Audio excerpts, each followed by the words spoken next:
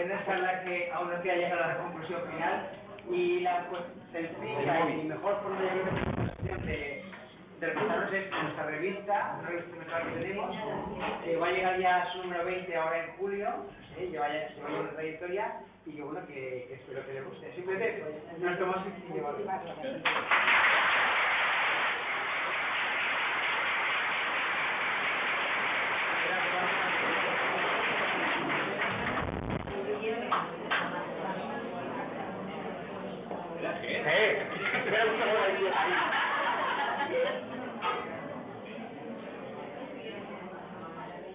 ¿Vale? ¿A la quién? A todos. Al toro, porque ahora tenemos la apoteosis.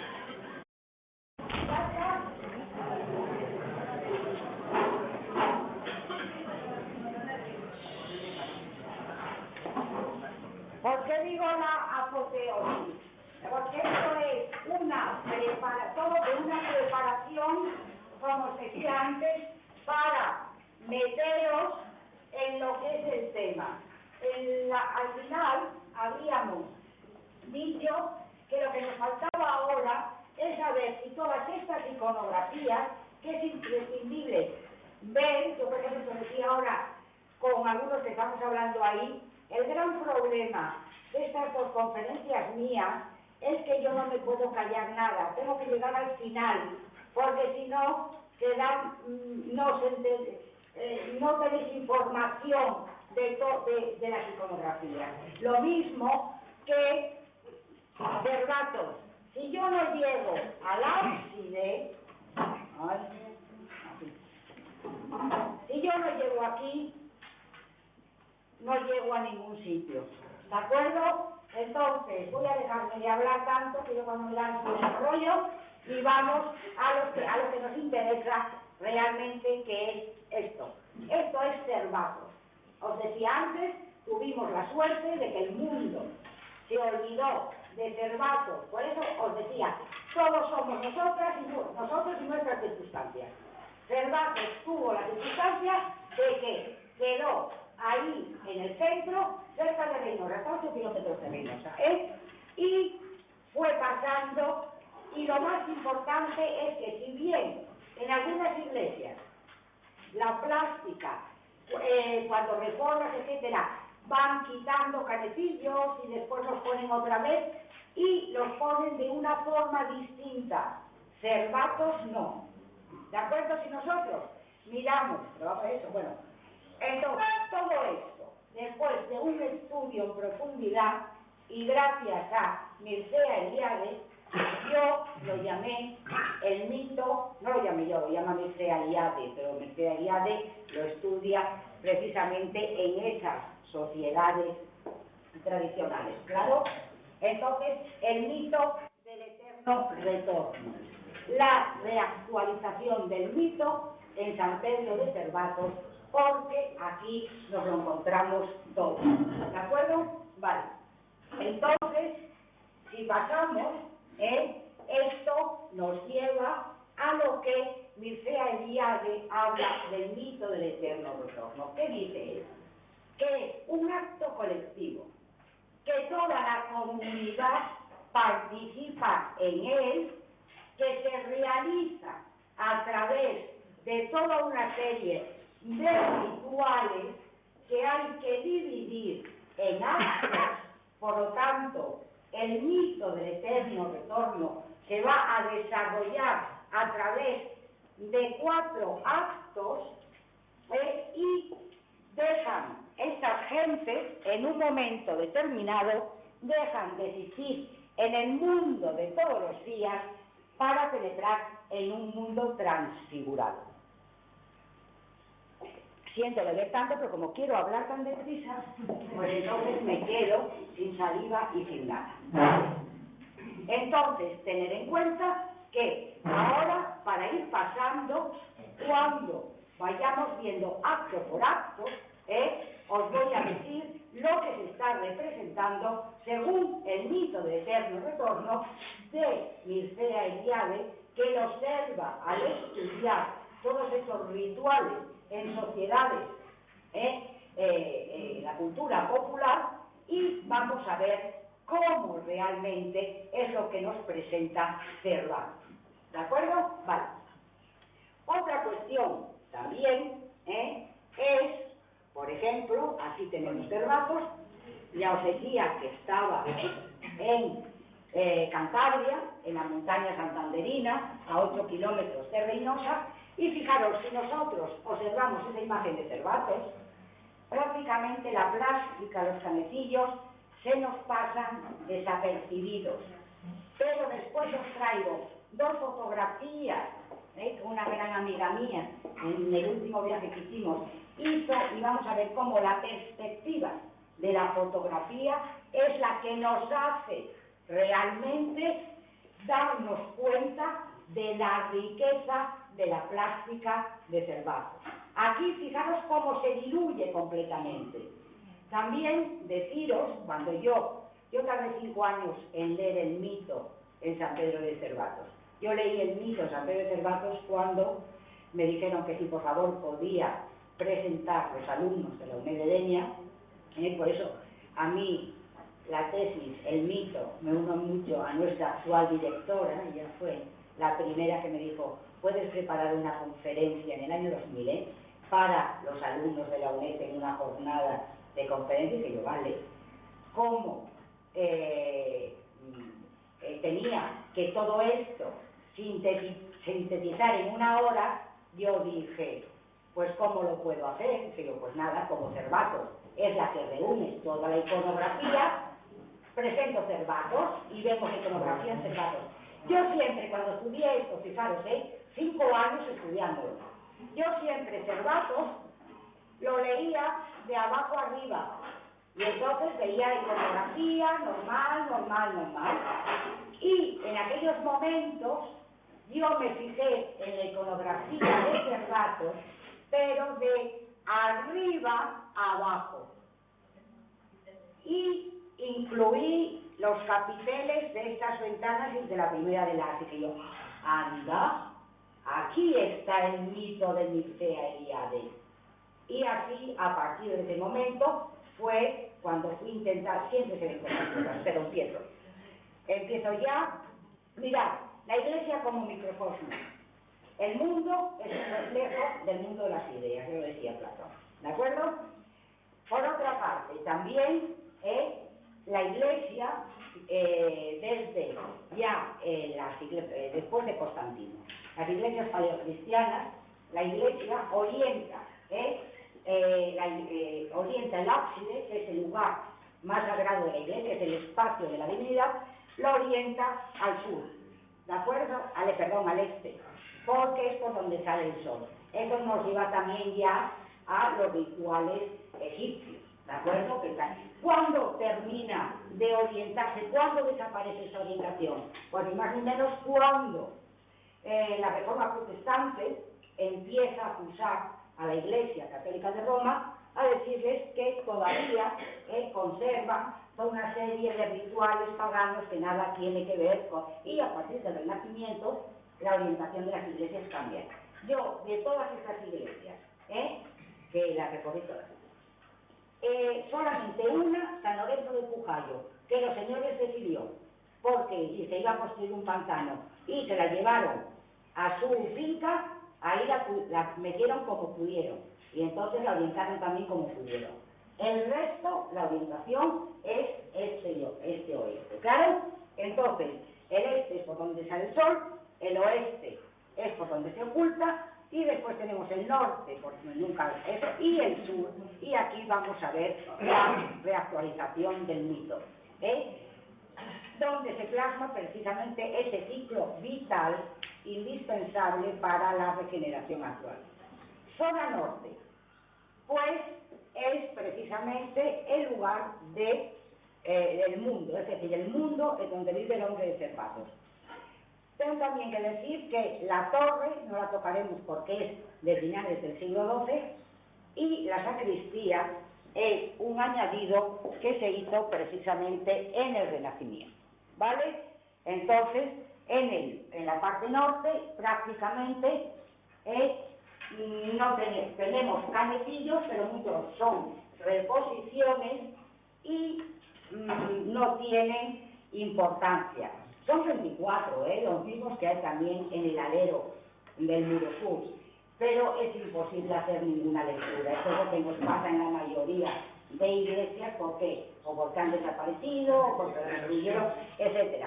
Dentro de este microcosmos, la parte norte donde nunca llega el sol, bien podría ser el mundo temporal real. Es aquí donde se suceden todos esos acontecimientos del día a día que el hombre tiene que aniquilar para comenzar precisamente el año nuevo. ¿De acuerdo? Si pasamos a la zona oeste, normalmente en todos los monasterios la zona oeste es donde está la portada. La portada en donde está la principal enseñanza dentro de ese románico tradicional, en que los hombres acuden a la iglesia, entran por el oeste, las tinieblas, donde se oculta el sol, y se dirigen precisamente hacia la luz, se dirigen hacia Cristo, se dirigen hacia el ábside. La iglesia somos todos, la iglesia es un peregrinaje, ¿de acuerdo? Entonces, ¿qué tenemos aquí en Cervatos? Solamente tenemos una ventana en donde nos encontramos con un águila de alas esplayadas y cuadrúpedos, porque ya no sabemos qué animal concreto era, afrontado. Fijaros, esto también es curioso. El interior no lo vamos a tratar aquí, pero en todas, como lo hacemos, en todas las iglesias de esta primera mitad del siglo XII, excepto la que vimos en Villanueva de la Nía, que tenía unas connotaciones increíbles, pero en todas las demás siempre aparece. En el capitel del arco triunfal de la derecha aparece leones afrontados. El león es símbolo de resurrección. El león incluso muchas veces se compara a Cristo. Puede producir el león la muerte, pero también da la vida. Se cuenta que el león nació una camada suya de leones muertos, y entonces el león sopla en el hocico y los vuelve a la vida. Muchas veces se compara a Cristo con un león, la fuerza que produce también esa resurrección. Y en el izquierdo aparece, no, al revés, en el derecho, según miramos, son esas águilas de alas esplayadas, muchas veces con un ser entre las garras, muy significativo también, y en la izquierda los leones afrontados. ¿De acuerdo? Cuando nos encontramos con iglesias que traspasan esa frontera de mediados del siglo XII, aparece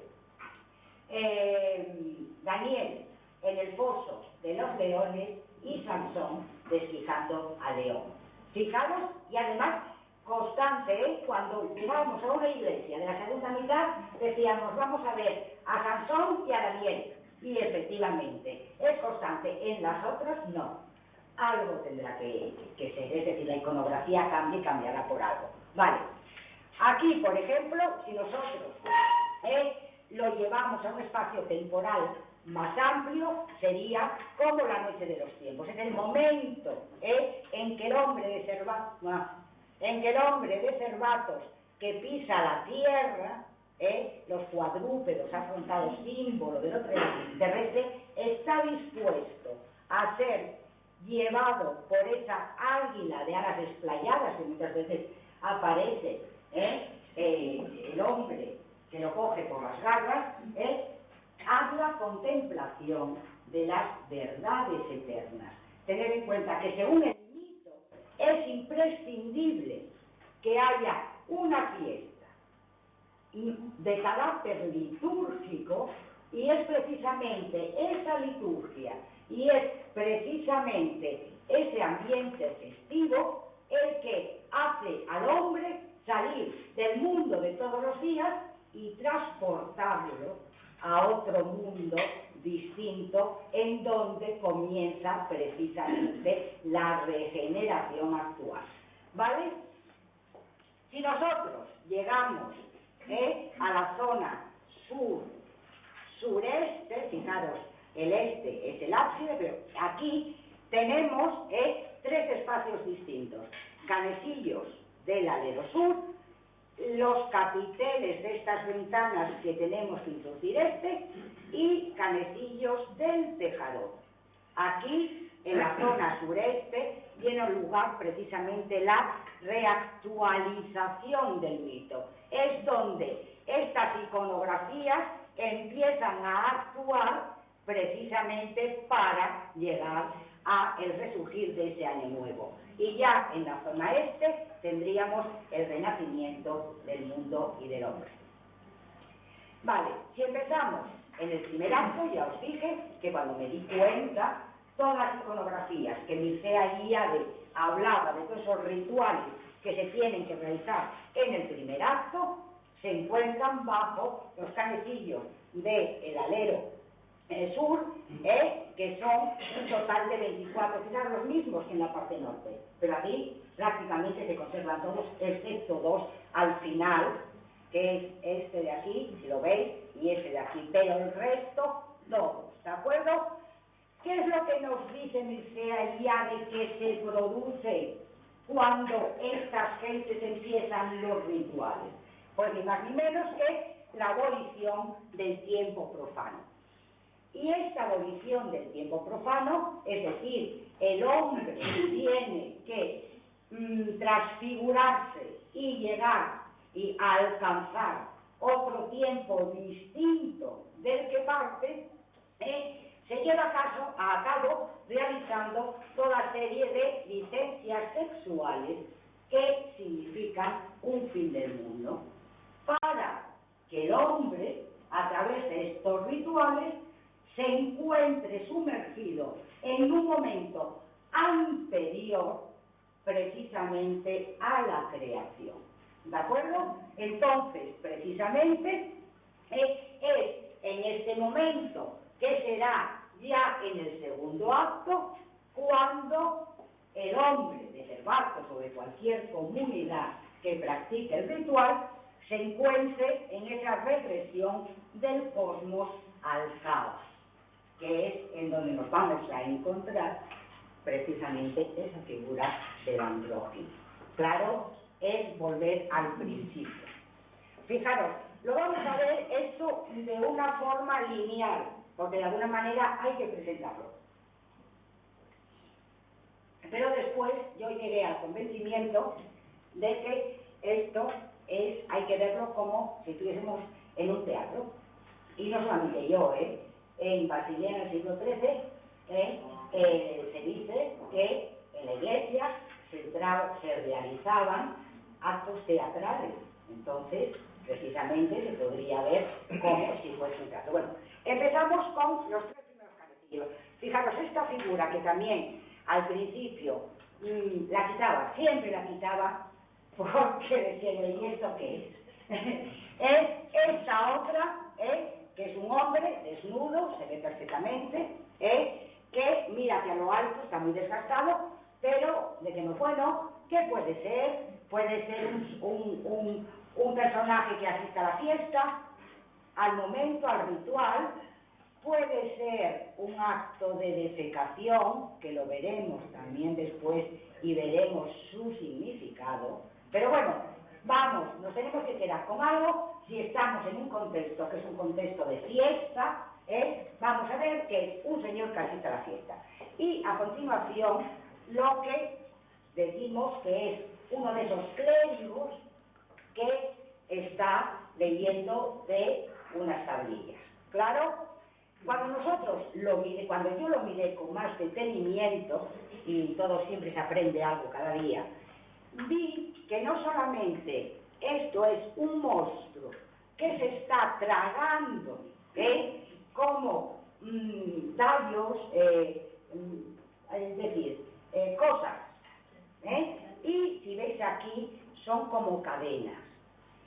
Bueno, si tenemos que ir un poco más lejos, pues mirad, este es un monstruo que no es andrófago, porque el andrófago se traga a un ser humano, pero que se está tragando todos esos acontecimientos que tuvieron lugar a lo largo del año, que es preciso destruir para que después es con la ballena, para que después salgan al mundo revitalizados. Y me diréis, menuda imaginación que tiene. Bueno, ¿cuál no sería mi sorpresa cuando después de ver este mismo personaje, este mismo animal, con las mismas características, nos lo vamos a encontrar en el ábside, al lado de otra iconografía que indudablemente nos está hablando de cuando el monstruo expulsa, vomita a un ser humano. Claro, entonces podemos encontrarle ya un significado precisamente en el primer acto, es decir, cuando precisamente a través de una serie de rituales que no solamente son licencias sexuales, el hombre, y yo siempre digo de Cervatos, porque estamos en Cervatos, tiene que aniquilar todo eso que el tiempo había desgastado y mancillado, precisamente para, y esto es importantísimo, contribuir a la regeneración. Es decir, el hombre actúa, no es un elemento pasivo, sino que actúa en todo esto. Vale, aquí vemos a ese personaje que podemos darle un sentido o el otro. Lo que sí está claro era lo que yo os decía, siempre miran a lo alto, siempre tienen una posición muy determinada. Cuanto más lo miramos, más aparecen. Y después aparece lo que Menéndez Pidal nos dice clérigo jaculador. ¿Por qué? Porque se sabe que en aquellos monasterios había clérigos, aquí lo vemos perfectamente, cubiertos con ese casco, con traje talar y leyendo de unas tablillas. Fijaros, el concilio aurelianense ya en el año 536 dice, 533, que nadie cumpla un bauto cantando en la iglesia, ni bebiendo ni haciendo cosas lascivas, porque a Dios, más que agradar estos votos, le irrita. Fijaros, no solamente eso es lo que dice, es lo que quiere decir. ¿Qué es lo que nos quiere decir este texto? Que el que escribió esto en el concilio aurelianense sabía que la gente creía que todos estos actos, la gente creía que agradaban a Dios. ¿Por qué? Porque tiene de tradición en tradición. Y ahora me empiezan a decir, no, a Dios no le agradan, a Dios le irrita. ¿Claro? Y después veis la magia de la palabra. ¿Por qué la magia de la palabra? En Cervatos vamos a ver 3 elementos que podemos considerar mágicos. Un elemento, era lo que os decía antes, en aquella época lo que ellos nos explicaban por la razón era magia. Claro, entonces, ¿por qué la palabra? Si vosotros, por ejemplo,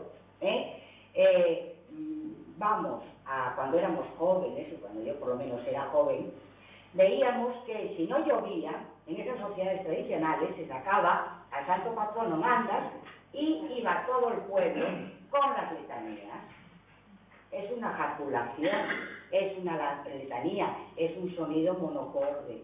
Yo hablando con un catedrático de Madrid, de la UNED, que quería ver cómo producía lluvia, decía que la música tenía mucho que ver, que después que estaban haciendo investigaciones, de que, bueno, conclusión, es mágico, mágico que para nosotros todo tiene su razón de ser. Para aquellas personas, esas letanías que los iban metiendo en otro mundo distinto al que estaban habitando, para ellos era mágico. ¿Por qué? Porque después de toda una serie de elementos se encontraban transfigurados. A ver, vamos a una macrofiesta actualmente, en donde empieza a llegar la gente, ¿sí o no? Y entonces empieza el murmullo, el murmullo, el murmullo. Se ponen en acción, empiezan a beber cubatas.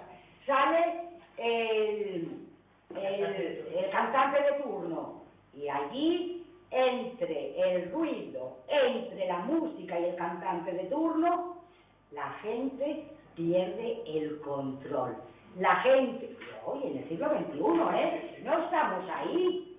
Es decir, que hay unos elementos que contribuyen, que nos llevan precisamente a hacer que el hombre perdamos la conciencia de nosotros mismos, y es lo que pasa con el vino, que desinhibe completamente. Nosotros lo sabemos por qué, aquellas gentes no. ¿Vale? Clérigo ejaculatorio. A continuación, la magia del vino. Lo que os decía, el vino desinhibe, libera, transforma, hace al hombre salir de sí mismo para alcanzar otro estado de conciencia. Nosotros sabemos por qué, aquellas gentes no. Tener en cuenta que aquellas gentes tenían una vida de subsistencia. El vino lo debían de oler en estas fiestas. ¿Me explico? Entonces, cuando ellos en estas fiestas les daban precisamente el vino que era transportado en barricas y veían que aquello cada vez los animaba más y ya no eran los mismos, decían, esto es mágico. Y quiero que os fijéis en algo importantísimo también, que al principio fue muy difícil para mí llegar a comprender el posible. Yo ahora aquí en estos dos elementos, yo lo digo, pero a ver, esto está fuera de tesis. La tesis fue aprobada por Premio General del Doctorado en el año 95 y ahí por lo menos hay un tribunal que me lo avala. Yo en la tesis no dije que eso, precisamente estos son dos frutos, es el fruto, es la vida, el fruto de la vida de todo el año, que es preciso también que vuelva al principio. Hace poco, hace 2 años o así, me di cuenta que esa misma imagen va a aparecer después transformada. Entonces, podría aludir precisamente que no solamente el hombre, el mundo, sino todo, todo lo que había pasado. Entonces, ya decíamos, ya pusimos el ejemplo de los botellones, que la gente sale de sí misma de una manera o de otra, pero se encuentran en un mundo completamente transfigurado, que no es el mundo de todos los días. Aquí tenemos a los dos personajes, el que puse antes es uno que lo está transportando, otro que está bebiendo. Mirad, aquí arriba os puse también la secuencia de canecillos para que vosotros podáis ir situando también dentro del contexto. Y a continuación, lo que yo de repente digo, mira, la armonía de las esferas de Pitágoras. Claro, de hablar de la armonía de las esferas de Pitágoras, los pitagóricos, todo Pitágoras, decía que en principio el mundo, las esferas producían un sonido, tal. Yo, es un paralelismo. Esta gente no sabía ni quién era Pitágoras, me imagino, ni mucho menos. Claro, pero lo que sí está claro es que la vibración del sonido es el camino hacia la armonía universal. En una macrofiesta, en un concierto de estos, la gente tiene los estilos de una manera. Pero ¿quién no en su casa, cuando llega agotado, no se sienta, ponemos una composición de música, lo que sea, nos relaja, nos transforma, nos hace sentirnos solos? ¿Sí o no? El elemento musical era constante, siempre aparece. Habíamos visto que Menéndez Pidal nos habla de todo tipo de juglares que asistían era en una fiesta, nunca podía realmente faltar este elemento. Mirad, aquí, por ejemplo, es un clérigo juglar, es decir, aquí no aparecen esos juglares que van de pueblo en pueblo, de casa, no. Es el propio clérigo. Al juglar lo vamos a ver aparecer después. Aquí todavía es esa comunidad, la del monasterio, la que rodea, eso, la que están intentando aniquilar todo eso, ¿vale? Él se está tocando la vihuela o el rabel. Todo depende de las cuerdas que tenga uno, que tenga otro. El rabel parece que tiene 5 cuerdas, ¿no? 7. Y la vihuela, 1, 2, 3, está atestiguada. Bueno, pero es la vihuela del rabel. Lo que estoy tocando ahora, sabéis que de toda la Edad Media, a través de toda la plástica románica, en el pórtico de la Cruz de Santiago de Compostela tenemos precisamente muestras de todos los instrumentos que tocaban en aquella época. Y este otro, así como yo os dije que nosotros, en aquella iconografía, que había uno que estaba comiendo un bocadillo. También aparece en muchas iconografías diciendo que lleva una hogaza de pan. Bueno, una hogaza de pan, la comida es imprescindible también en todas estas fiestas, en todos estos rituales, no hay que ir nada más al carnaval y bueno. Y fijaros que como yo digo clérigo tocando el pandero, podría ser, pero bueno, eso. Y fijaros cómo tiene características encefálicas, es decir, se ve perfectamente, sí, se ve más de cerca, pero lo que está claro es que son los propios clérigos los que tocando instrumentos aparecen aquí. Y mirad, os dije que eran 12 canecillos los que aparecían a paralelos. Hace el número 11, está más o menos por la mitad. Es el monstruo andrófago, es ese animal que devora al mismo tiempo, confiere una virtualidad al hombre desaparecido en sus entrañas para reaparecer a una nueva vida vitalizada. Claro, no vuelvo a repetir Jonás de la ballena, no vuelvo a repetir que es una figura que Cristo también echa mano de ella para explicar su muerte y su resurrección. Hay muchos mitos en donde la gente se va a la cueva, nuestros ejercicios espirituales. Yo hice muchos ejercicios espirituales y nos metíamos en un ambiente de silencio para encontrarnos con nosotros mismos y como salíamos, como unas castañuelas, porque era vitalidad, claro. Pues todo esto está unido. Fijaros, son distintos animales. No sabemos qué animal puede ser, porque la conservación del canecillo no nos lo permite. Lo que está claro es que ahí no hay nada cuento, es decir, el hombre se mete la cabeza para que el monstruo lo trague. ¿De acuerdo? Otras veces, normalmente, puede ser un lobo. Cuando es un lobo, sobre todo en sociedades que están muy emparentadas con la mitología celta, es decir, el lobo cósmico, devorador de Wotan. Wotan tiene que morir, pero no el lobo. Claro, y entonces sale, después lo expulsa. Otras veces, en comunidades más tradicionales, lo vemos en Cantabria, es el oso. Es el oso que se traga, lo veíamos en aquel canecillo del claustro de eso. Es el monstruo, hay el oso que hiberna y traga al neófito, hiberna y después lo devuelve a la vida. ¿De acuerdo? Vale. Pues es para mí la imagen central del primer acto. Y fijaros que está en medio. ¿De acuerdo? Pero la imagen central. Aquí, a través de una serie de rituales, hay que ir al principio, hay que aniquilar todo.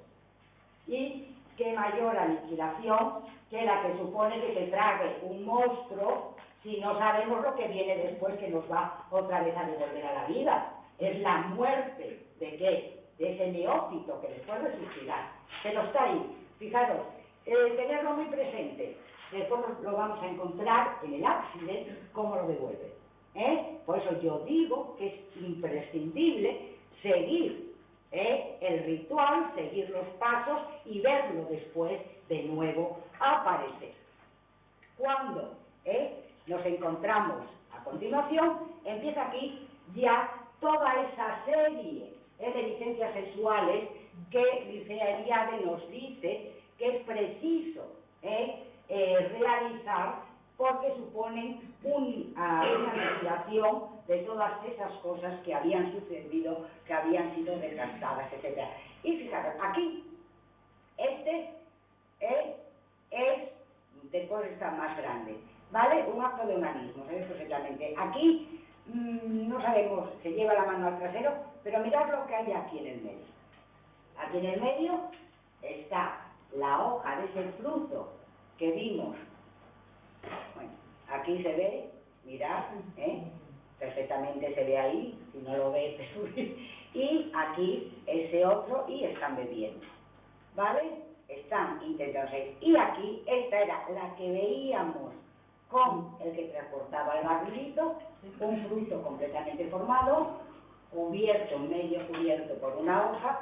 Aquí vemos la misma hoja, un poco transformada, y el fruto se convierte en raíz. Mirad la raíz. Es decir, vuelve a lo que era. ¿De acuerdo? Puede ser una analogía perfecta. ¿En qué? En este contexto. ¿Qué estamos? Volviendo al principio. Estamos volviendo a lo que éramos.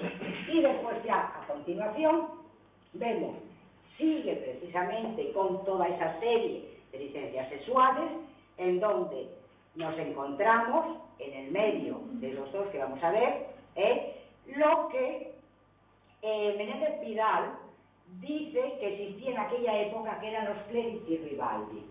¿Quién eran los clerici ribaldi? Pues eran precisamente clérigos que habían sido criticados duramente por todas las acciones que realizaban.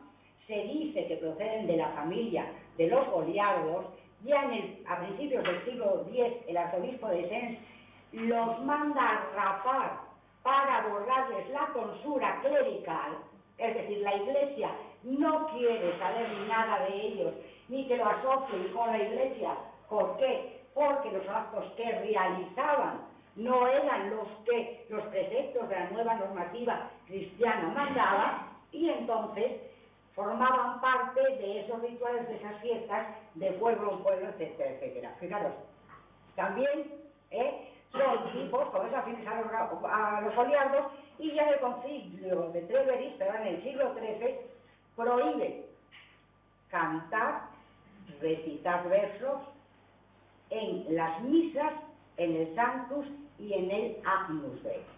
Es decir, que estos clerici ribaldi hacían, recitaban, son esas poesías jocosas, esas burlas, esas risas, y formaban parte, precisamente estos eran esas gentes que iban actuando. A un lado y al otro, el que se está comiendo el bocadillo, para mí es una autofelatio. Y aquí una pareja. Cuando nosotros vemos esta pareja en las bibliografías dice que es una mujer desnuda.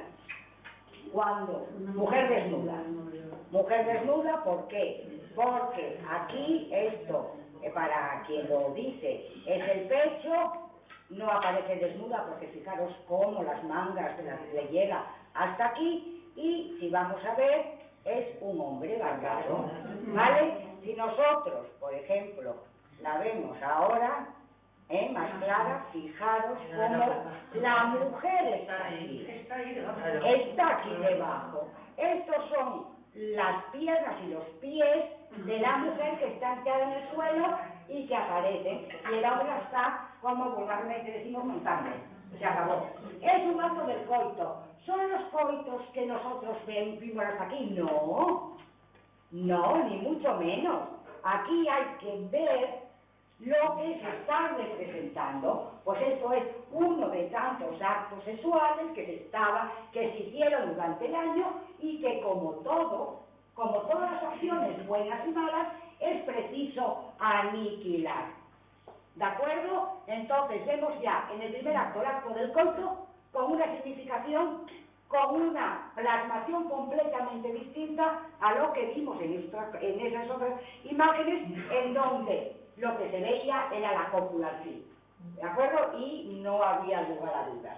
Y después vamos a ver precisamente esa autofelatio, que ya decíamos como actos de onanismo se hacían precisamente para contribuir a la creación telúrica.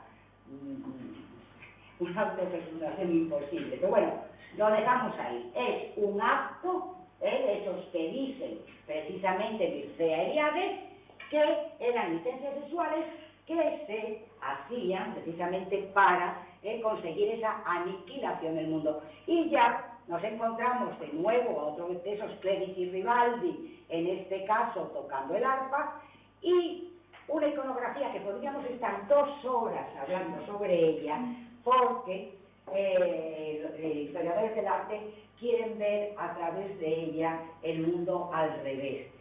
Cada vez que aparece el saltimbanqui con las piernas arriba, muchas veces decimos es imposible que tenga esa postura, pero bueno, lo dejamos ahí, es porque no tenemos tiempo, es un saltimbanqui de esos que muchas veces los vamos a ver también actuar, aunque pueda tener otras implicaciones. ¿De acuerdo? Vale. ¿Qué os decía antes? Que aunque lo hayamos expuesto de una forma lineal, esto perfectamente hay que verlo como una representación teatral, como si fuese un escenario, en donde el tema principal es precisamente el monstruo antrófago, en donde alrededor del monstruo antrófago actúa la magia de la palabra, la magia del vino, la magia de la música y toda esa serie de licencias sexuales que contribuían precisamente a aniquilar todo lo que el tiempo había mancillado. ¿Vale? Hay también animales, es que esto da para mucho, fijaros, aquí está puede ser un escarabajo, la cabeza de un toro.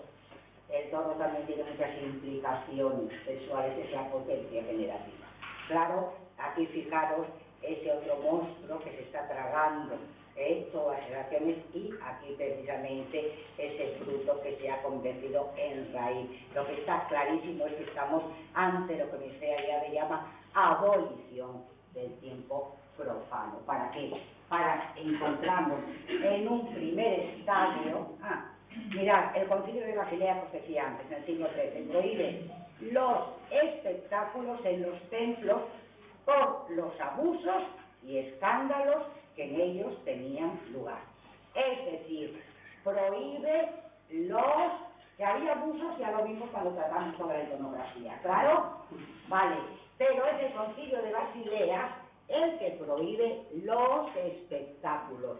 De aquí que nos lleve, yo estoy convencida, a mí me encantaría entrar en Burgos, en el monasterio de Silos, que tienen una biblioteca impresionante, y con ayuda de mi amiga Fuensanta transcribir toda esa documentación que estoy segura que tienen textos que nos está llevando a toda esta serie de actos que se hacían. Tener en cuenta que decíamos San Gregorio Magno, tal, uno viene a sustituir lo otro.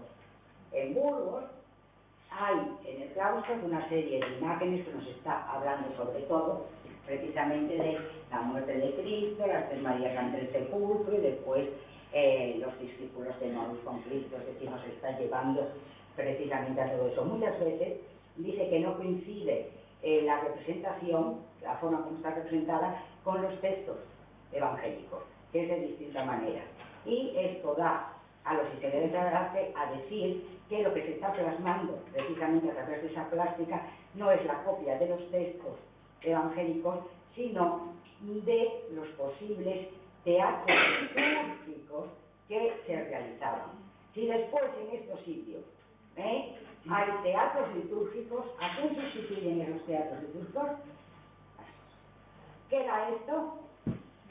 Se prohíben los espectáculos en los templos. Tenemos una sustitución. No se puede quitar, machacan, pues ahí, vamos a quitar eso y lo vamos a sustituir.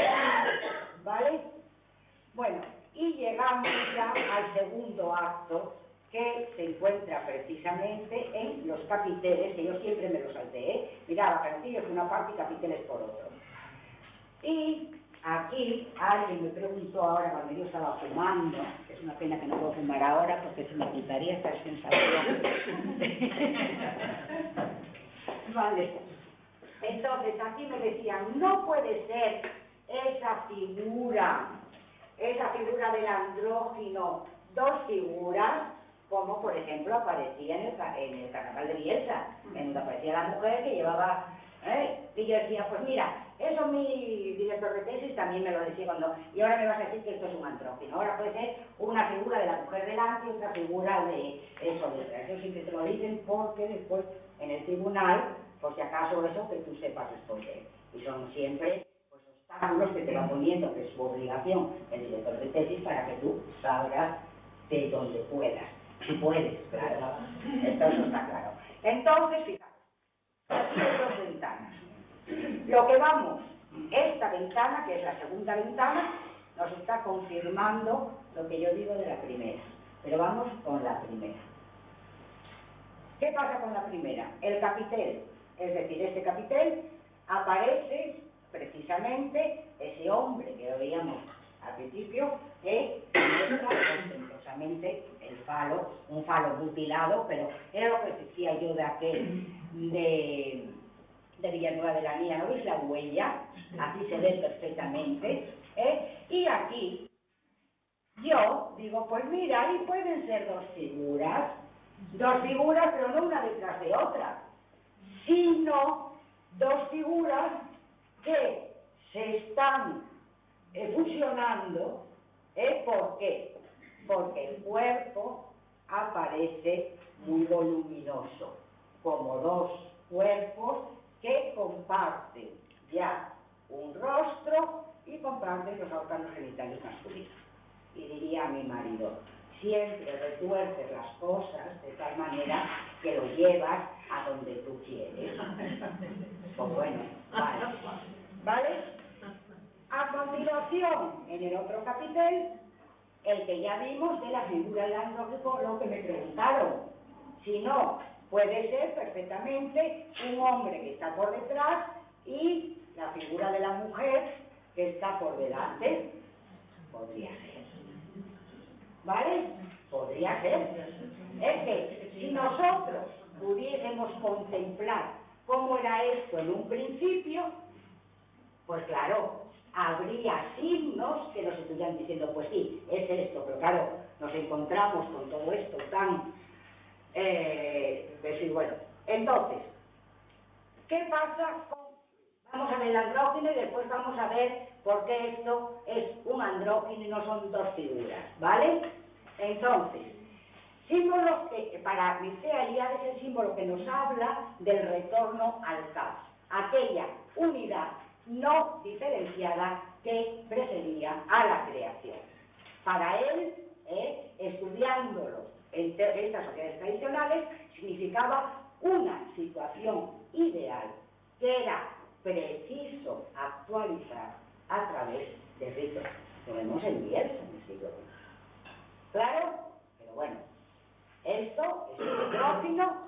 En San Pedro de Cervatos vamos a la siguiente ventana. En la siguiente ventana hay también dos capiteles. Aquí no es la figura humana. ¿Qué es? Son dos animales. Si vosotros veis, los animales, el cuerpo comparte las patas delanteras, no las traseras. Aquí podríamos decir que tienen las dos cabecitas juntas, que no se están fusionando. Pues bueno, no hay signos que podamos decir, no, mira, esto es la fusión de las dos cabezas en uno. Pero cuando pasamos al otro capitel, que en la primera ventana veíamos la fusión en el andrógino, ¿qué es lo que vemos aquí? Está clarísimo, una sola cabeza. Comparten cabeza, comparten extremidades delanteras y son dos cuerpos que tienen, claro, es muy difícil representar aquí esa fusión, dificilísimo. Yo creo que todos los signos que nos muestra primera ventana, los capiteles de primera ventana y capiteles de segunda, y apoyados por las leyes rituales, etc., no cabe duda de que aquí nos está en este segundo acto explicando precisamente esa transformación, esa unión, ese llegar al principio, ya Platón lo decía, era el ente más perfecto de la creación, el andrógino. ¿Claro?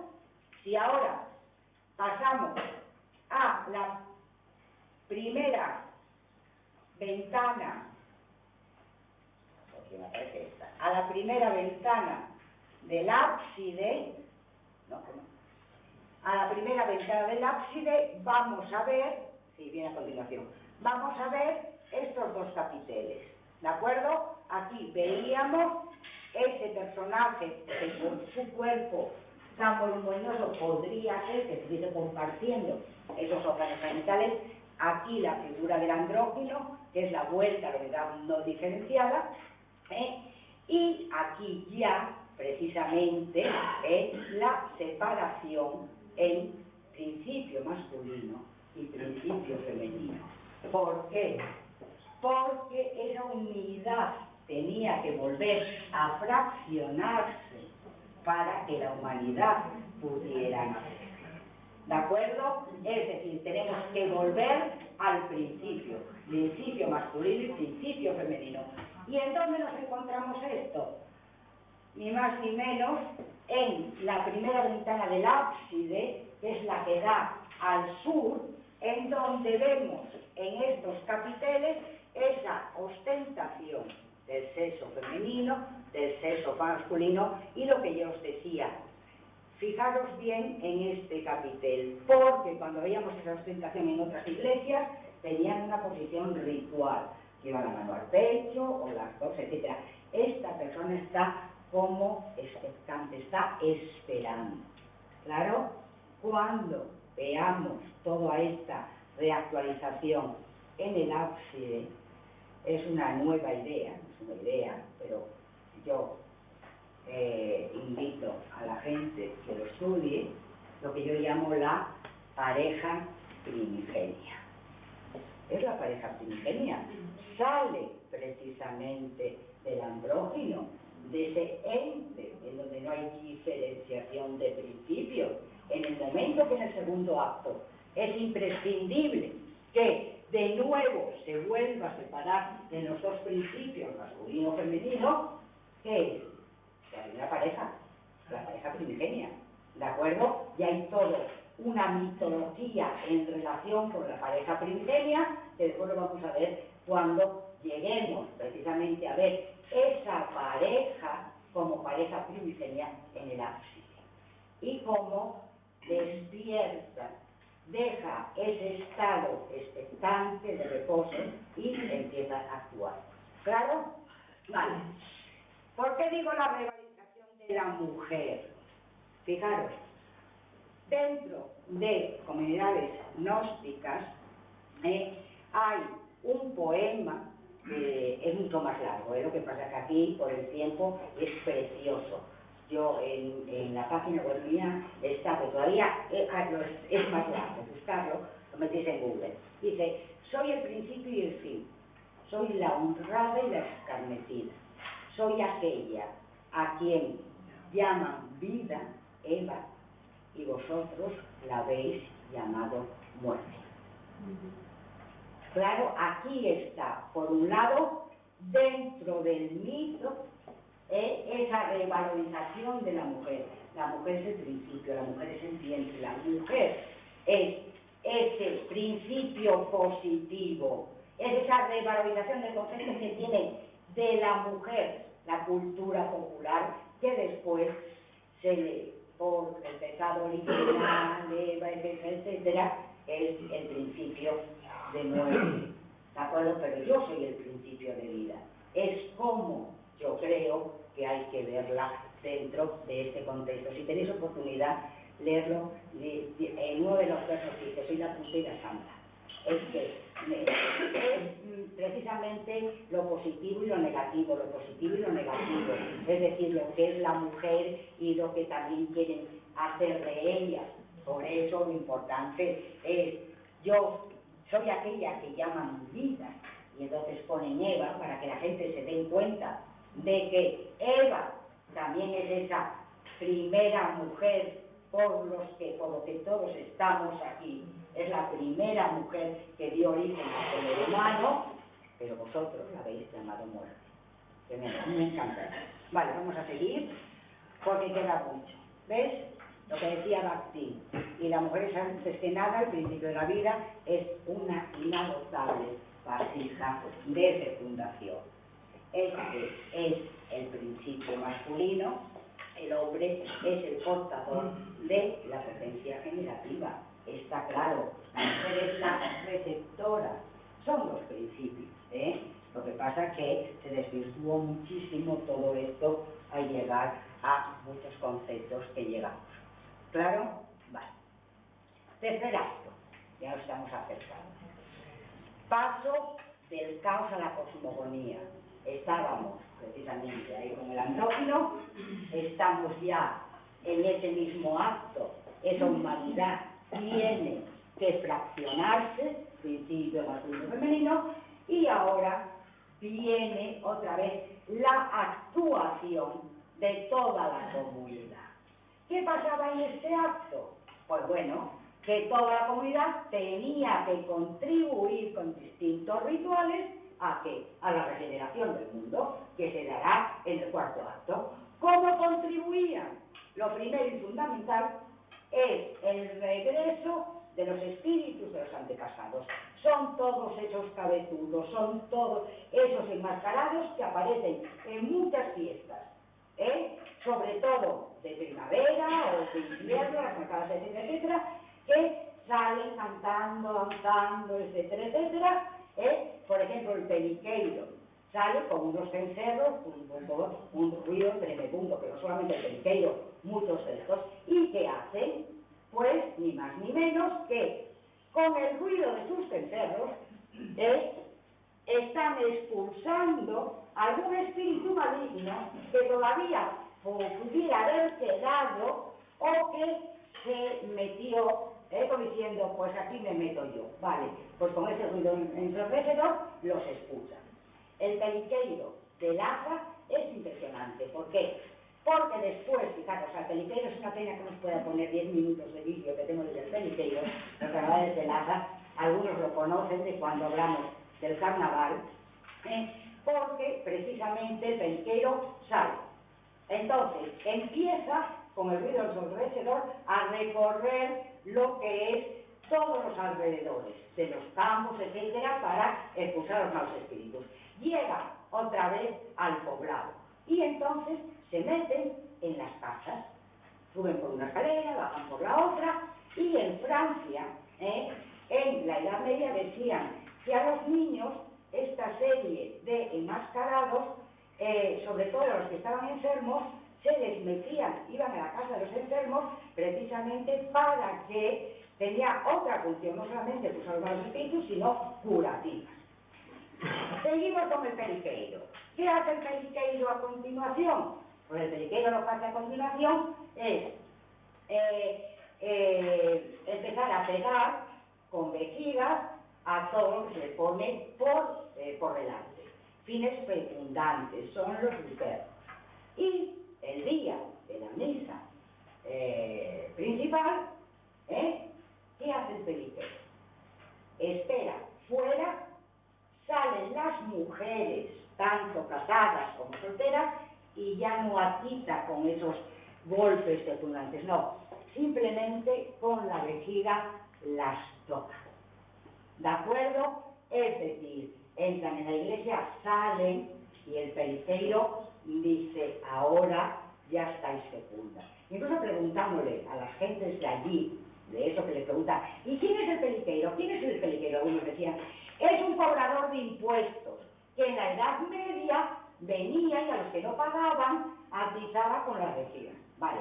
Y otros dicen, es un personaje sagrado.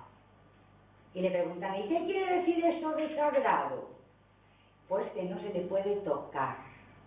Es decir, el periqueiro puede dar golpes, pero al periqueiro no se le puede tocar, es sagrado, es un espíritu y dentro de él se dan un sincretismo de funciones tremendo, pues para la protección, no puedo hablar más porque eso vale.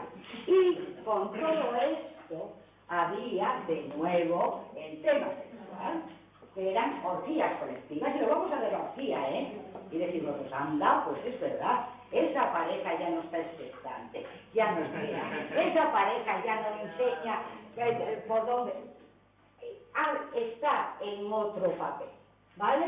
Entonces, había cierto, esto lo tienen, aparecen textos entre muchos historiadores que estudian historia de las religiones, que estudian etnografía, diciendo que, sobre todo en las sociedades agrarias, en estas fiestas, toda la gente del pueblo se iban a los trigales o a los maizales en Asturias o donde, y entonces, pero no con fin de la orgía, sino ya estaban metidos precisamente en este mundo transfigurado que el vino ayudaba muchísimo, y entonces contribuían precisamente a esa creación telúrica. ¿Cuál era la justificación?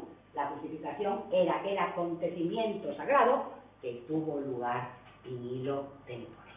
Es decir, cuando esa pareja primigenia, que la vamos a ver aparecer en el ábside, tenía que realizar también el acto de la procreación, se tenía que pasar por la gestación y tenía que haber un nacimiento. De ahí los carnavales, que no solamente, ahora ya pues la gente hace el acto sexual, pero en sus caseros, pero sí que aparece gente disfrazada de mujer embarazada, etcétera, etcétera. ¿Por qué?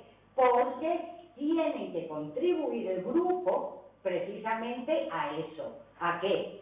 A esa creación telúrica que tuvo lugar en ese tiempo. ¿Vale? Eso ya lo vimos, fijaros. Así lo que, pero es que siempre me voy al tema, Es decir, lo tenemos que tener muy presente. Muchas veces yo metida en esto y los que me escuchan metidos en esto, nuestra cabecita puede desbarrar por ahí. Pues no desbarramos. ¿Por qué? Porque lo dice San Isidoro en el siglo VII.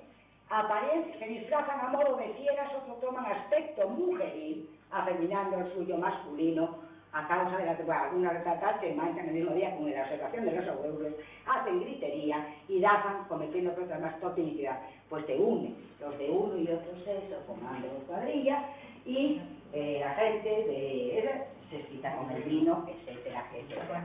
No lo verán, fijaros, pasamos ya, esto sería precisamente todos los canecillos. Esto sería del tercer acto, ¿vale? En donde aparece el periodo.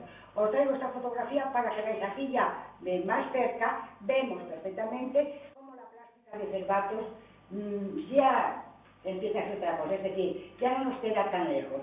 Pero fijaros, si vemos, es impresionante, es decir, la perspectiva que nos da la fotografía, aquí vemos realmente la importancia plástica que tiene Cervatos, en donde prácticamente se nos une, pues la perspectiva, los canecillos del alero bajo el tejado sur y los del tejador. ¿De acuerdo? Vamos a pasarlo, eso porque hay 13 canecillos, fijaros. De nuevo, el mundo al revés, que decíamos, es altimaque, y aquí quién aparece. El juglar, los yesos juglares, luego están la identidad, de que van de pueblo en pueblo cantando y asisten precisamente a la fiesta. La siguiente de Ica, en el libro del Buen Amor, toda una comparsa de todos estos salen a recibir a Don Amor. ¿De acuerdo? A continuación, ya el juglar, nos sigue apareciendo el clérigo juglar. Fijaros otra vez la huella que ha dejado ese falo mutilado. ¿Y quién aparece aquí? El cabezudo, nuestros cabezudos, el enmascarado, el que está sentado. Fijaros, además, es una actitud muy concreta de estos cabezudos, los dedos que se cogen por la comisión de los labios, porque es por la boca por donde ven. ¿De acuerdo? Son esos espíritus que vienen precisamente a expulsar a los malos espíritus. Aquí vemos el coito, aquel que ya vimos tanto, en donde lo que se ve es la cópula. Claro, es ese acto de procreación que contribuye, ya no sé qué veíamos en el canecillo del muro sur, no. Ahora ya no es aquello que teníamos que intuir que allí debajo estaba la figura de una mujer, no, es la cópula en sí, todo lo demás no importa. Hay que yo, después para ver, tuve que ir a hacer fotografías y coger los trabajos desde lateral, porque en un primer momento tú lo haces de frente y de frente lo que vemos. Y fijaros como aquí aparece precisamente una máscara de un animal cornudo, el toro. Ay, no puedo porque no queda tiempo, porque es la 1:30 y no puedo. Vale, pero fijaros, en Soria, en el siglo pasado, todavía se celebraban las calderas de Soria. Las calderas de Soria eran una costumbre que había, fueron prohibidas durante la Edad Media, volvieron a resurgir, después era una fiesta en donde la gente, los jóvenes, cogían al toro más potente y mejor de la dehesa, lo engalanaban, lo vestían, lo pintaban, lo sacaban en procesión. Eso lo vemos en los cultos mitraicos. En los cultos mitraicos, a Mitra, al tercer día, lo degollan, se lo asan y se comen la sangre y la carne de Mitra. Esos son los cultos mitraicos. ¿De acuerdo? ¿Qué pasa en Soria? Pues en Soria cogen al toro, lo pasan en tal, y al tercer día lo asan en calderas, las calderas de Soria, y se lo comen. No sé si todavía sigue. ¿De acuerdo? Es decir, nosotros tenemos un refrán que dice: todo lo que se come se cría. ¿Vale? Entonces, vale, seguimos. ¿Qué dice? Que siempre, es que me gusta mucho siempre hacer la síntesis de Mijaíl Bajtín. ¿Qué dice? Que a través de actos como el coito, expresado con toda su materialidad inmediata, estos cuerpos parecen revelar su esencia como un principio en crecimiento que traspasa sus propios límites. Estamos, cuando ya lo organizamos, ante un acto de procreación. ¿Vale? Ya lo vimos, nuestros dos cuerpos que suponen dos eslabones en la cadena de la reproducción, cómo nos encontramos esos coitos entre animales que están en unas placas que aparecen entre canecillo y canecillo, especie de metopas, que ahí aparece precisamente ese coito de animales. Y si lo veis por detrás, fijaros cómo hay gente que parece asistir precisamente a la fiesta. ¿Qué nos encontramos aquí a continuación? Pues precisamente eso que Menéndez Pidal llama zafarrón o zabarrón. Eran aquellos que venían disfrazados como monstruos horribles, feos, etcétera, y que se practicaban juegos precisamente con los saltimbanquis. Paso rápido. De nuevo, aquí, la orgía, es decir, un hombre, otra vez practicando un acto de onanismo, la mujer con serpientes, pero no aparece el demonio, ¿de acuerdo? Aparecen, de nuevo, personajes, pero son esos que están asistiendo a él. Ya hablamos de la guerra de serpientes, y esto que puede ser una felación. Cuando se estudia este acto en el contexto de François Rabelais, en el Renacimiento, Gargantúa y Pantagruel, hay imágenes en donde el palo de Gargantúa y Pantagruel crece tanto que puede dar con él 7 vueltas al cuello a modo de bufanda. Eso era lo que dice Rabelais en ese contexto de Gargantúa y Pantagruel. ¿Qué son? Son esas imágenes de las que nos habla Bakhtin, que dice que el cuerpo de esa cultura popular no tiene nada que ver con ese cuerpo tradicional que estamos acostumbrados a ver. Y fijaos, la misma pareja, pero aquí distinta. No es la pareja esa que dice yo, que yo lo llevo a la pareja primigenia que aparece en el capitel de la primera ventana de la ciudad. No, ni mucho menos. Aquí el hombre ya está completamente transfigurado, porque está transfigurado, aquí no hay nada de ritual, está lo que nosotros decíamos completo. macho, y no obstante, ¿qué está mostrando? Ese órgano reproductor, ¿de acuerdo? Que está dispuesto a ¿qué? A introducir precisamente ¿en dónde? En la vagina de su compañera. Pero ¿es esta mujer la que aparece en el capitel? ¿Es esta pareja la que aparece después que nos vamos a encontrar en el ábside? No. Esta mujer está ayudada aquí por otro personaje. Y entonces podríamos ir a lo que vimos al principio cuando tratamos esta iconografía. No te amaré sino con la condición de que juntes la fuerza de mis tobillos con mis pendientes. Es decir, esta posición está en el ritual. Esta posición es la que esa enamorada le dice al enamorado hasta que no pasemos por esa reactualización, esa cosmogonía de todo lo que queráis, realmente no estaremos unidos. No será el verdadero amor. Claro, lo dice una enamorada del siglo XI, de finales del siglo XI.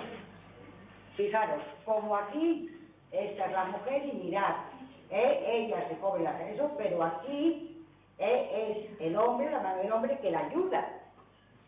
Y aquí es la misma, que eso se ve perfectamente, ese rol. Vale.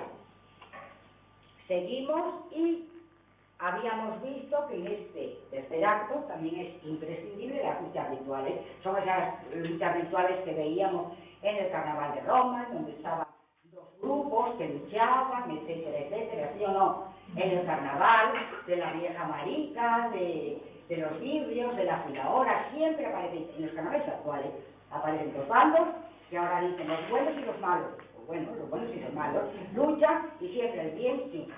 ¿Claro? Vale. Pues aquí, fijaros cómo esa lucha sigue siendo, y repito mucho ritual, pero es que nos están metiendo todo en el rito. Esas gentes no hacen esfuerzo, no hacen, saben lo que van a pasar con esa acción. Es decir, que muero lo viejo y contribuyen a que muera lo viejo y a que surja precisamente lo nuevo. De nuevo, paso del caos a la cosmogonía, es decir, con toda esta serie de rituales, el mundo empieza a crear. Nos encontramos ya de nuevo en el cosmos. Y todo eso son precisamente todas esas iconografías que vimos actuar, pero el principal es los rituales de los espíritus antepasados que están preparando el mundo. Es que eso es importante dentro de... Los otros contribuyen, pero estos tienen que desechar a los malos espíritus, etcétera, etcétera. ¿Claro? Y todo esto, los textos, paso de los textos porque es lo mismo. Me encanta siempre traer textos para que vosotros lo veáis, pero siempre es lo mismo. Y en el cuarto acto, el renacimiento del mundo y del hombre. Es el ábside, es esa orientación este a oeste, en donde es el espacio sagrado reservado a la divinidad, por donde todos los días sale el sol, por donde cada año se llega a la apoteosis final de la transmutación del mito. Empezamos. ¿Qué hora tenía? 1:30. 1:30. Muy bien, muy bien. Es que tengo que dejar tiempo también para preguntas, hay muchas preguntas, David. Se portan bien, no me quieren poner en apuros, ¿verdad? Yo quiero que vosotros me pongáis en apuro, Vale, entonces fijaros, el ábside también tiene... ¿Estáis cansados? Vale, el ábside también tiene una orientación. Tiene una orientación. Norte-sur, este. Porque el oeste es el que da para el interior, ¿vale? Si nosotros vamos, el ábside tiene los dos muros rectos del presbiterio y después el semicírculo del ábside, todo eso. Entonces, en el muro recto del presbiterio, ¿veis cómo aparecen aquí 4 panecillos, ¿vale? Aquí sigue siendo lo imprescindible, imaginaros, en la apoteosis final, más vino.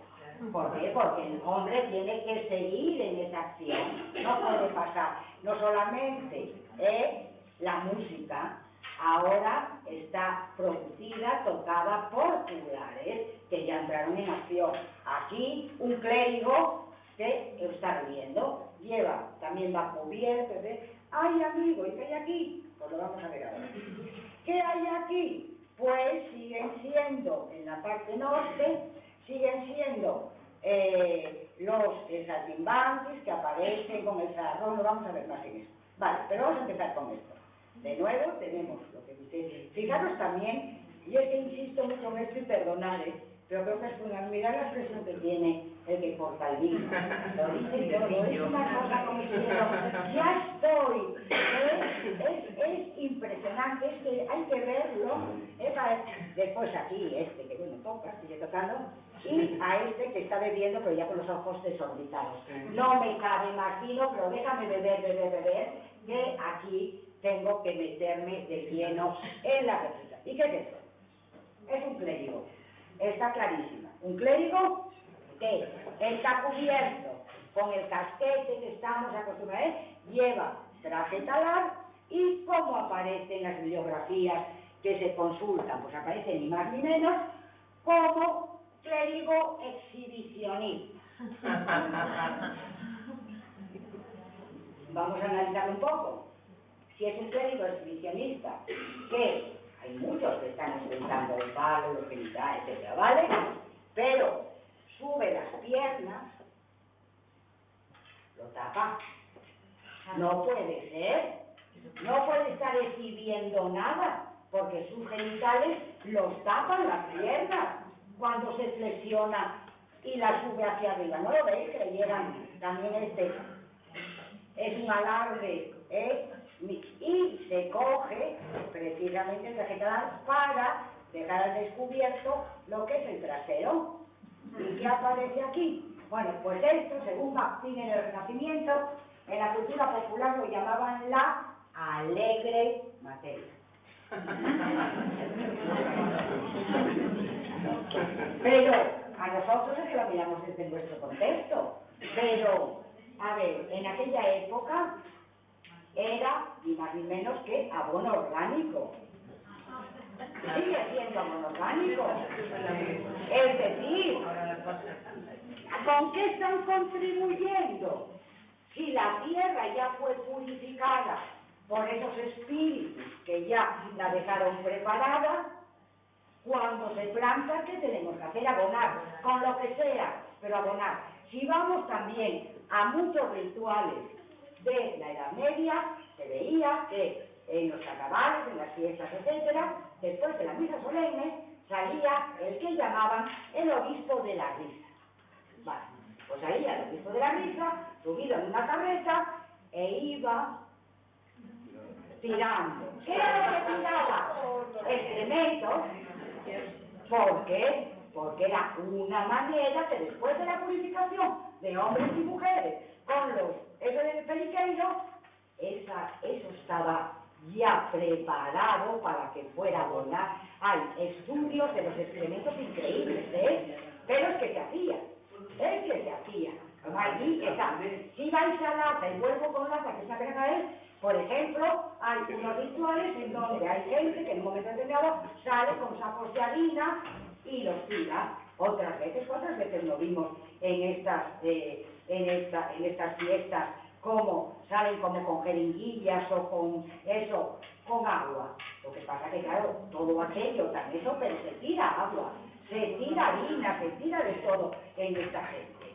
¿De acuerdo? Entonces, los excrementos, hay muchos estudios sobre ellos y precisamente es un ritual que contribuye precisamente también a todo esto. Vale, pues ya tenemos el acto de la defecación para pasar al periqueiro, el famoso aquel que ya comentamos, que cumple en el carnaval de Lata distintas funciones. Si lo veis aquí, por ejemplo, aquí llevan a mano una especie de carraca.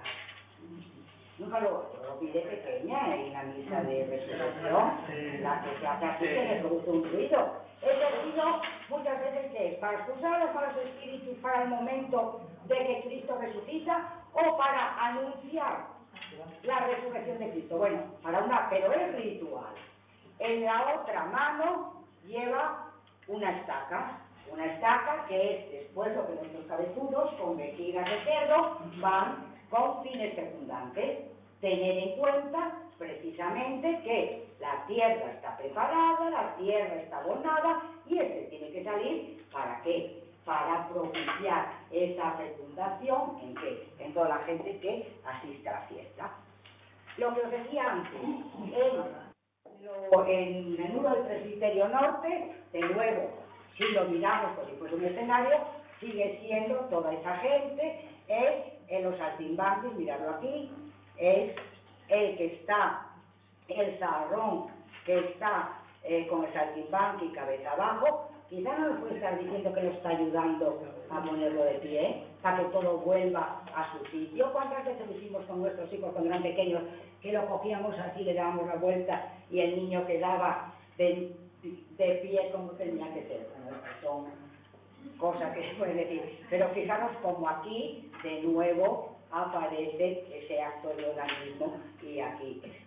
Vamos a seguir. A continuación de estos, aparecen esos enmascarados que nos habla San Isidro de León, que nos hablan los textos, en donde los hombres salen con máscaras de mujeres arrefinando su aspecto masculino, y aquí dos enmascarados. Fijaros, este lleva la cabeza en la mano, es como el alter ego, ¿vale? El otro yo, el que lleva tapado con la máscara.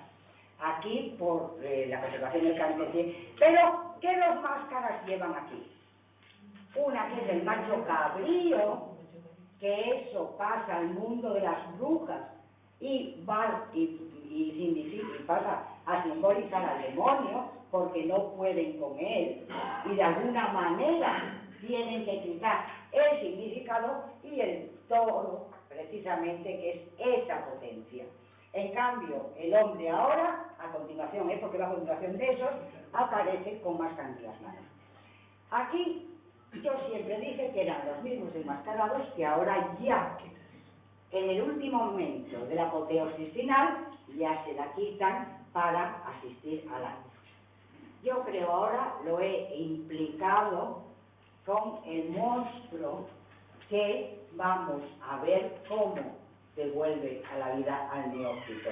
Porque si veis, está cogiéndolo como por la comisura, como estirando, como intentando ayudar a ese monstruo. Lo que está claro es que un enmascarado que aparece ahora con la máscara en la mano nos esté aludiendo a ese otro que vamos a ver o no. Claro, está en la misma línea de eso. Y, fijaros, a continuación, un monstruo, gordito, gordito, gordito. Aquí ni se traga ni devuelve a nadie. El neófito está dentro, no lo sabemos. Yo lo que no sabemos no podemos decir nada. Pero bueno, está ahí. Es de esos monstruos, difíciles de reconocer, pero está ahí. ¿Quién está aquí? Otro animal, un oso. No lo habíamos visto aparecer ahora. El oso ya está despierto, está actuando, está agarrado a un columpio, ¿lo veis? Y ya salió de esa época de liderazgo. Aquí va a pasar algo, ¿sí o no? Y aquí nos encontramos una pareja que en un principio, cuando veíamos ayuda, decíamos, esta pareja que en una posición poco ortodoxa podía ser un cunilingus, pues ahora yo cambié de esto, de acuerdo con lo que está al lado. ¿Qué podría, no que sea? ¿Qué podría ser? Pues esa pareja primigenio que nos vamos a encontrar a continuación, que empieza a actuar. ¿Cómo empieza a actuar? Pues el hombre mira de nuevo a lo alto y presenta a esa mujer que es el principio de la vida y que en momentos ya van a contribuir precisamente a ese resurgimiento del mundo y del hombre. Si nosotros, por ejemplo, analizamos un poco la pareja primigenia, según el mito, los primigenios permanecerían inactivos, dormidos, durante un cierto tiempo, como el oso cuando hiberna, ¿de acuerdo? Porque el universo tiene una naturaleza cíclica, de una manera similar a las estaciones de la Tierra. En un momento determinado, cuando los astros le son propicios, cuando el mundo ya está preparado y todo eso es propicio, ¿qué hace la pareja? Volver a repetir aquella hierogamia sagrada que tú puedes dar in hilo tempore. ¿Para qué? Porque tienen que hacerlo de una manera ritual, pero hay que repetirlo. El acto, la gestación y el nacimiento. ¿De acuerdo? Fijaros cómo el oso está separando a el oso, que ya salió del letargo, está separando a esa pareja, que la veíamos en dónde, la veíamos en el segundo acto, pero como esperando, ¿os acordáis que decíamos que está esperando? Desaparece en el tercer acto, porque en el tercer acto era la orgía, era la mujer que era ayudada por el otro, era el hombre que no tenía una posición ritual como este. Mirad, es increíble, es oferente, está ofreciéndose, ¿de acuerdo? Y es la mujer, esa mujer que te coge y con no te amaré, a no ser con la condición de que juntes la fuerza del mito vive con usted. ¿Vale? Los vemos aquí, mucho más, es una pena que ya esté el rostro, lo único que vemos es la actitud, mirando hacia lo alto, pero después de nuevo, ahora están ahí que van a actuar, pero es que a continuación vamos a ver la procreación y el nacimiento. Entonces, fijaros cómo aquí vuelve a aparecer los dos símbolos, el macho cabrío, personificación del principio de todos los seres, y el toro, símbolo de la potencia viril.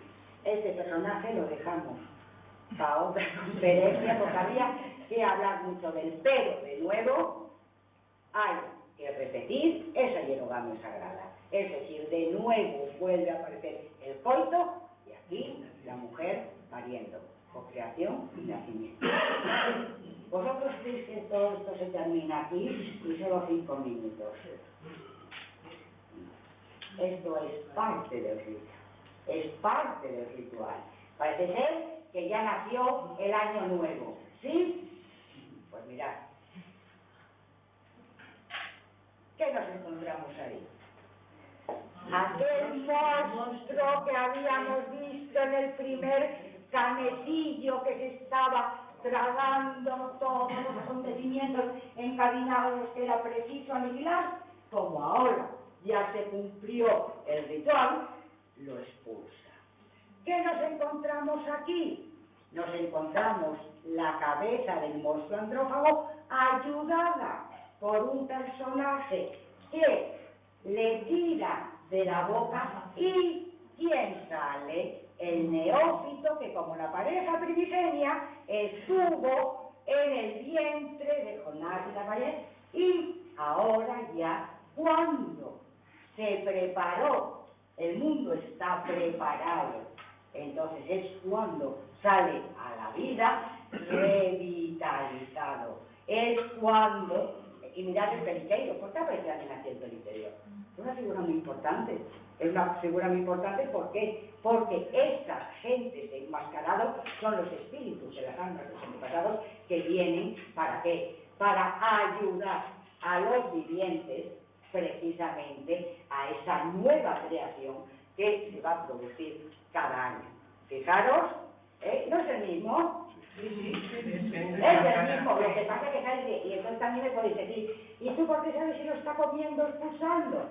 Pues bueno, vale, lo que está claro es que al principio el monstruo se comía al neófito y este se comía al neófito, este se estaría comiendo al principio todo lo otro. Cuando aquí aparece el monstruo expulsándolo, este aparece expulsando todo lo otro.